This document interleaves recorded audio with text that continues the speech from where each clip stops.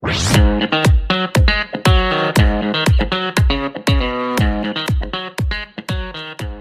berbeda-beda ini adalah indikasi utama bahwa ini itu adalah bukan serangan denial of service.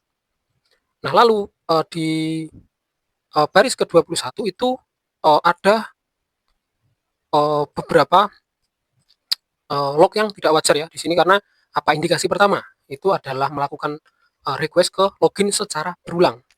Assalamualaikum warahmatullahi wabarakatuh. Balik lagi dengan saya Ferry di channel Pengen Jadi Hacker. Nah, di video kali ini kita akan mempelajari apa itu DOS ataupun DDoS, terus bagaimana cara mendeteksinya dan bagaimana strategi untuk melakukan proteksinya.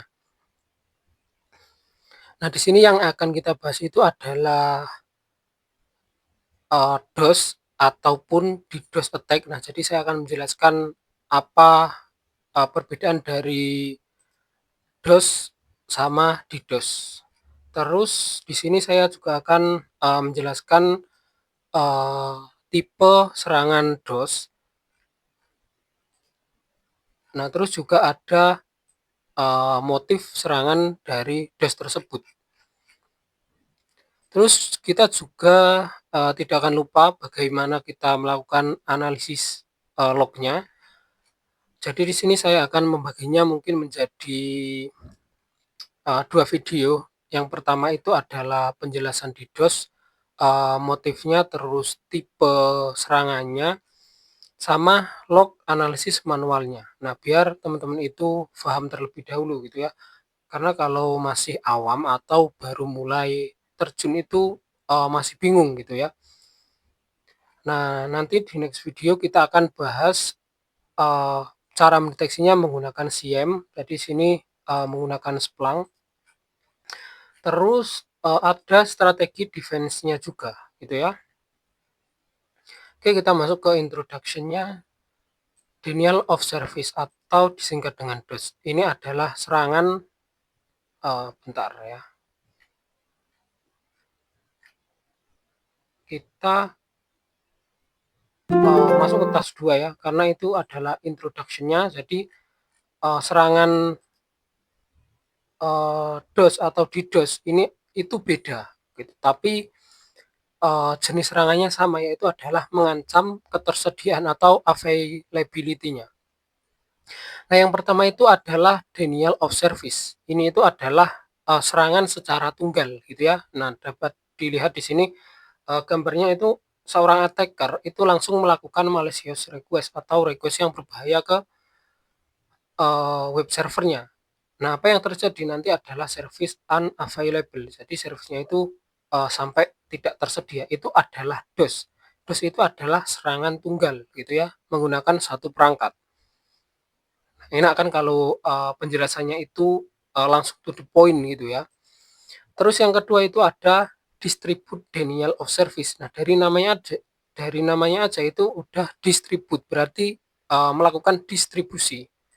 Nah, di gambar ini bisa teman-teman lihat seorang attacker itu melakukan infeksi terhadap beberapa perangkat ya, atau mungkin kalau hacker yang benar-benar jahat itu akan melakukan infeksi dari ribuan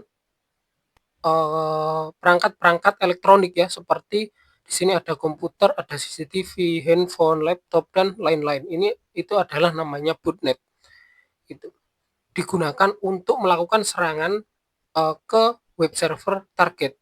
Nah, sehingga tujuannya sama seperti DOS, yaitu adalah mengganggu ketersediaan gitu ya. Nah, tapi yang di DOS ini adalah lebih overpower karena menggunakan beberapa perangkat yang sudah terinfeksi atau disebutnya itu adalah botnet.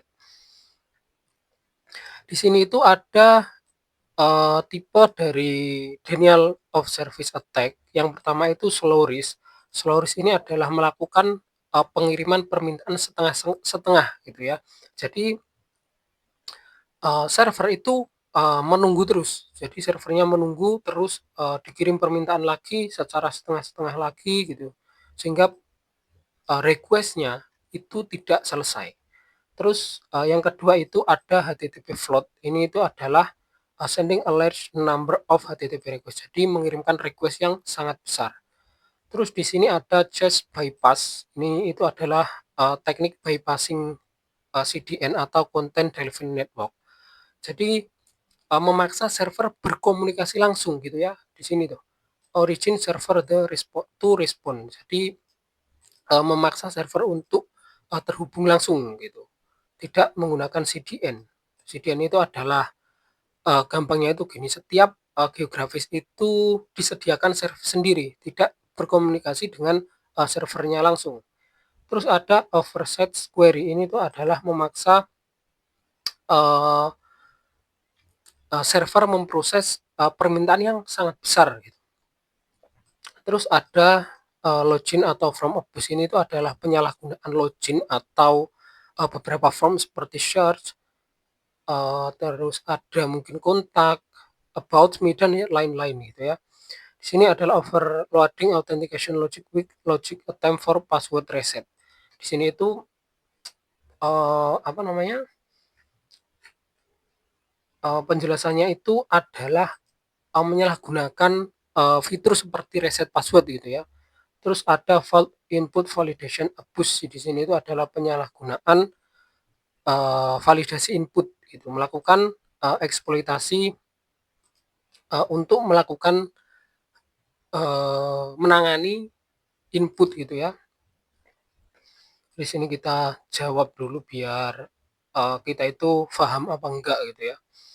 Sini ada what class of attack release on this interruption the availability of web service. Ini itu jawabannya adalah denial of service ya. Service. Denial. Okay, what do we call the network of compromised machine the attacker use launch DDoS attack? Nah, kalau tebakan teman-teman itu apa?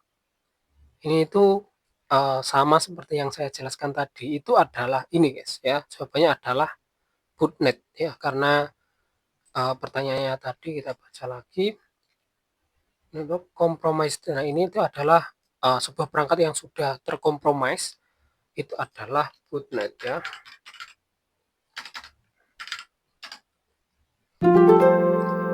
Oke, next itu ada attack motives, itu adalah motivasi serangannya itu apa? Di sini ada financial loss. Jadi ini adalah kerugian keuangan gitu ya. Terus ada extortion. Extortion ini adalah sebuah pemerasan. Jadi perusahaan itu diperas ya, dimintai uang untuk agar serangannya itu dihentikan. Terus ada hacktivism. Ini itu adalah sosial politik ya, seperti penyerangan web pemerintahan gitu. Terus ada distraction, ini itu adalah pengalian ya. Di sini keterangannya redirect different attention. Maksudnya pengalian itu gini guys, contohnya. Ketika di perusahaan tersebut itu ada tim cyber security ya, itu timnya dialihkan ke serangan DDoS ini gitu. Jadi fokusnya ke serangan denial of service-nya. Nah, tapi attacker lain itu melakukan serangan yang lainnya gitu ya. Jadi dialihkan gitu perhatiannya. Terus competition ini itu adalah competition ini gimana ya jelasinnya? Ini itu adalah agar kompetitor kita itu kalah gitu loh ya. Di sini penjelasannya itu disrupt a rival service to drive up their cost or gain market share. Jadi biar kompetitor kita atau pesaing kita itu websitenya itu down gitu loh ya, karena sebuah persaingan. Terus ada denial of wallet, ini itu adalah pengeluaran lebih banyak gitu, pengeluaran secara besar-besaran. Di sini, keterangannya itu adalah attackers repeatedly access AWS. Jadi, eee, serangan DDoS ini kan, mengancam sebuah resource gitu ya, sehingga, kalau resource-nya tidak tersedia maka web servernya itu akan down, gitu. Terus ada reputational damage ini yang, eee, paling sering terjadi ya karena, kalau kita terkena serangan DDoS itu, server kita down gitu, resource-nya nggak tersedia, maka sebuah perusahaan itu reputasinya akan, ditanyakan gitu ya, kenapa kok sampai bisa terkena, denial of service gitu.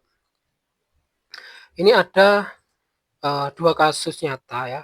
Di 2015 itu ada, perusahaan BBC, terus di 2023 itu adalah perusahaan yang sangat besar yaitu adalah Microsoft, itu, terkena serangan di Azure, OneDrive, sama Outlook.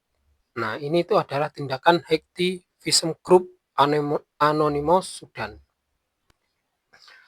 Di sini ada pertanyaan, which attacker motivates aim to make customer loss confidence in a company. Jadi ini itu adalah loss confidence itu adalah tidak percaya gitu ya.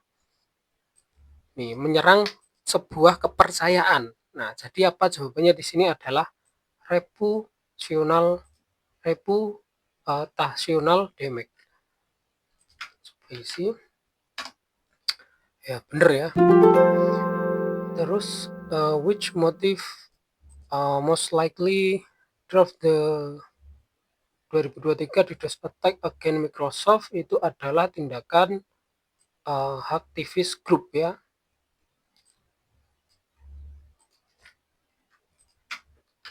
Itu hacktivism ya. Terus nextnya kita akan melakukan log analysis. Terus di sini indikator yang akan indikatornya itu adalah high request rate, jadi permintaan yang sangat tinggi.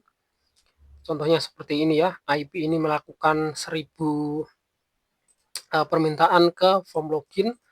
Terus ada ODD user again, ini itu adalah user again yang aneh, tidak wajar. Misalkan kita biasanya menggunakan Chrome ataupun Firefox ataupun Microsoft Edge.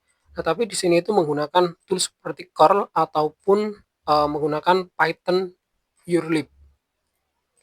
Terus ada geographic anomalies, ini itu adalah apa ya namanya? Tempat atau IP address-nya itu ngacak gitu ya, bukan dari misalkan websitenya dari Indonesia pasti permintaannya yang banyak kan dari Indonesia. Nah, tapi DDoS ini bisa terdeteksi dari geographic anomaliesnya. Ini itu adalah indikasi bahwa terjadi serangan denial of service.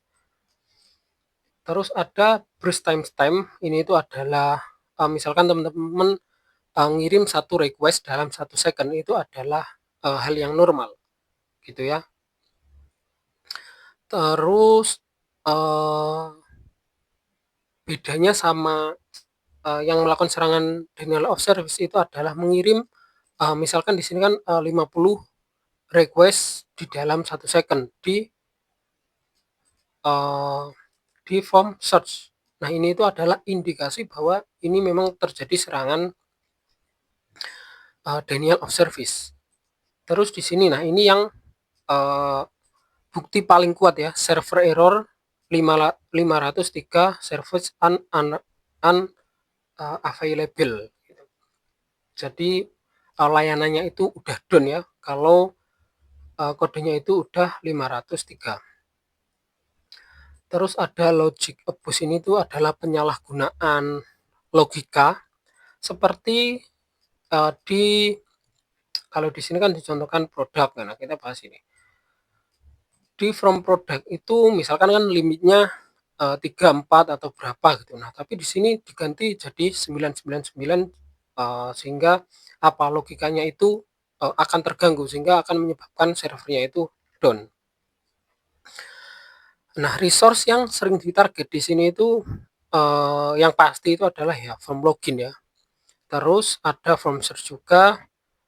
Terus untuk target yang umum diserang itu adalah login, search, API, register, sign up, kontak, feedback, card, ataupun check out gitu ya.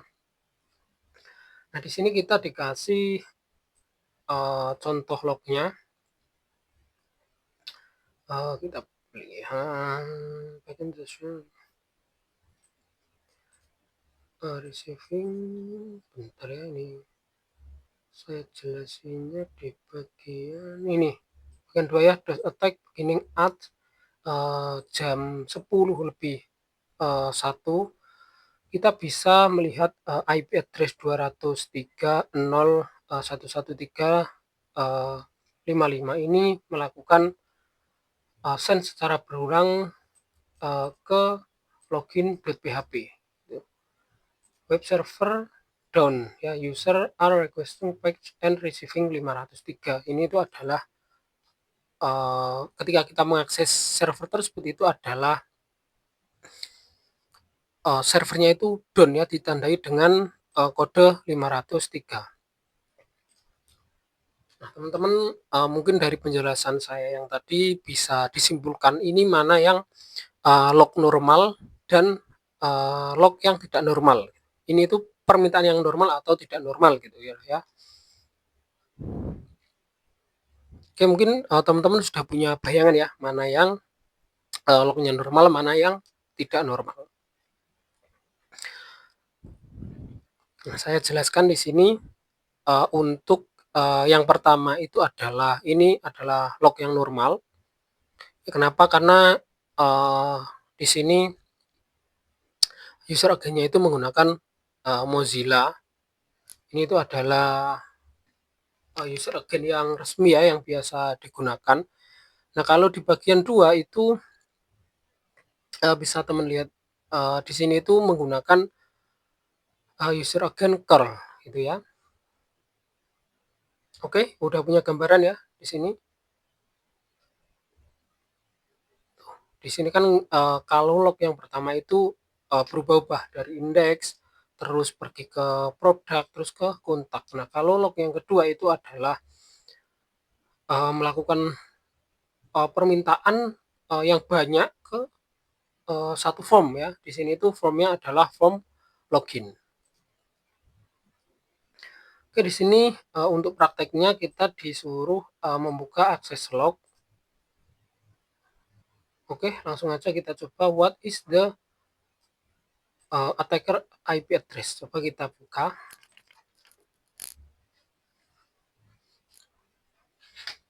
Kita coba analisa. Oke, kita coba lognya ada banyak enggak ya. Oke, sedikit ya ternyata lognya. Nah, ini itu sebenarnya sangat tidak disarankan ya, karena mau gimana pun web server itu mengeluarkan log itu sangat banyak.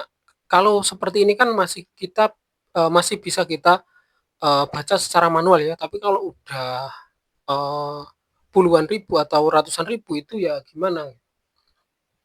Nah, makanya di next video kita akan menggunakan SIEM atau System Security Information and Event Management. Oke, kita jawab untuk pertanyaan yang pertama, apa IP address dari attacker. Oke, dengan modal apa yang kita pelajari dan apa yang saya coba jelaskan tadi, nah teman-teman coba nih analisa nih, saya pelan-pelan ya. Oke.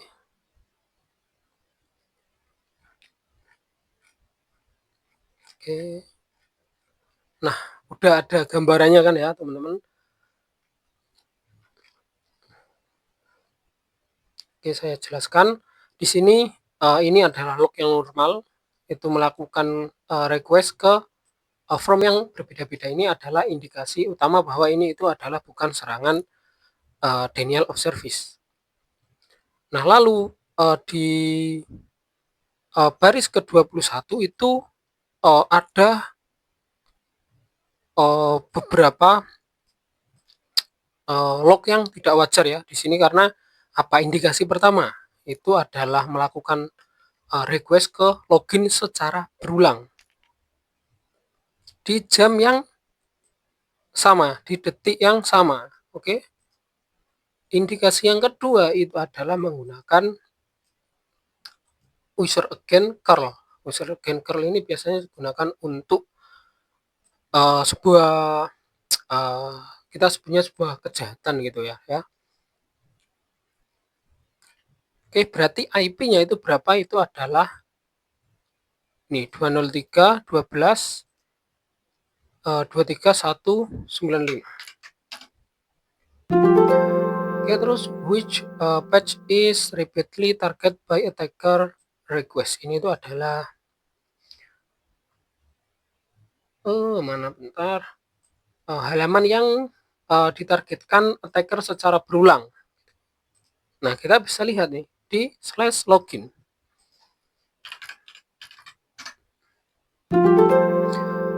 Oke, selanjutnya itu ada after the attack, what error code do legitimate user receive.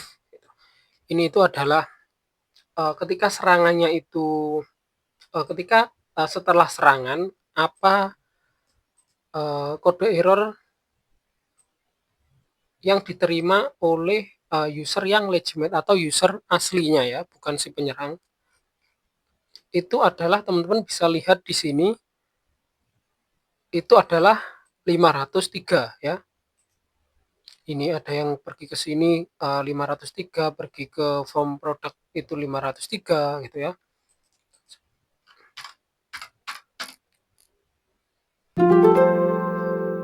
Oke, mungkin cukup sekian ya untuk video kali ini. Di next video kita akan menggunakan Splunk sebagai CM-nya. Ini itu adalah sangat overpower ya. Nanti kita bisa melakukan query. Oke, terus di sini ada juga defense-nya. Oke, jika teman-teman masih bingung atau ada yang mau ditanyakan, silakan tinggalkan di kolom komentar. Kurang lebihnya saya mohon maaf. Wassalamualaikum warahmatullahi wabarakatuh.